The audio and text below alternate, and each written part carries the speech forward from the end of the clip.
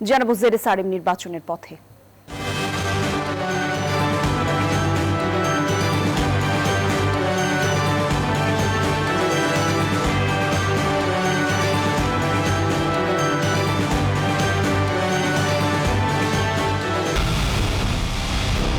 পুরো দেশের মুখে হাসি ফোটাতে নিজেকে হতে হয় স্ট্রং, আর মনোবল হতে হয় স্পার্ক জিরো। জেরুসালেম 25 বছরের পথ চলায় নিরাপদে রাখার প্রত্যয়ে।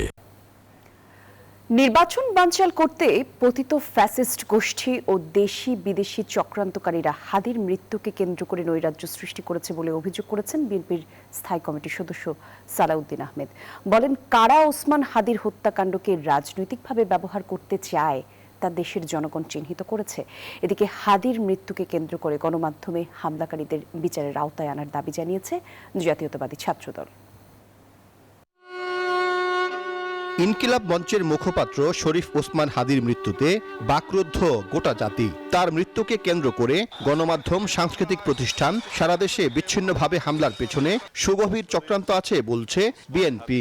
কয়েকটি পত্রিকা অফিসকে ভাঙচুর এবং আগুন জ্বালানোর মধ্য দিয়ে যে নৈরাজ্য সৃষ্টি করার পায়তারা চলছে এবং সারা বাংলাদেশে বিভিন্ন জায়গায় চিহ্নিত বিভিন্ন স্থানে এবং ব্যক্তিকে হামলা করার, আক্রমণ করার, বাড়ি করে হামলা করার যে পরিকল্পনা নিচ্ছে, তার পিছনে একটি সুগভীর চক্রান্ত আছে, ষড়যন্ত্র আছে। গুলশানে বিএনপি চেয়ারপারসনের কার্যালয়ের সামনে তিনি জানান, নির্বাচন বানচালের ষড়যন্ত্রের অংশ হিসেবে দেশের ভেতরে ও বাইরে সক্রিয় পতিত ফ্যাসিবাদী শক্তি গণতান্ত্রিক কর্মকাণ্ডকে বাধাগ্রস্ত করতে চায়।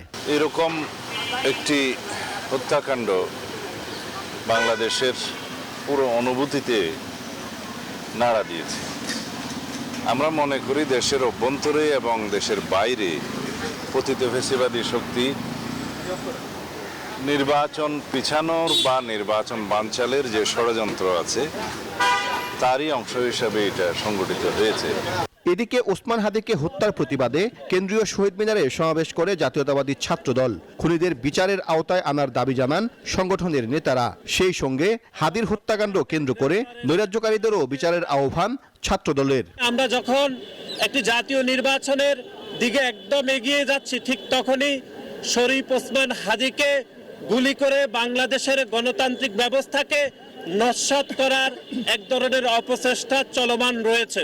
ওসমান হাদির হত্যাকাণ্ডের সাথে জড়িত হত্যাকারীদের বিচারের দাবির সাথে সাথে এর নেপথ্যে যারা রয়েছে তাদেরও বিচারের আওতায় নিয়ে আসার সাথে সাথে এই মবতন্ত্র কায়েমের সাথে যারা জড়িত তাদেরও মুখোশ উন্মোচন এবং বিচারের আওতায় নিয়ে আসার দাবি জানাচ্ছি। সমাবেশ শেষে স্বরাষ্ট্র উপদেষ্টার বাসভবনে গিয়ে স্মারকলিপি দেন ছাত্রদল নেতৃবৃন্দ। সাইফুল ইসলাম, নিউজ 24, ঢাকা।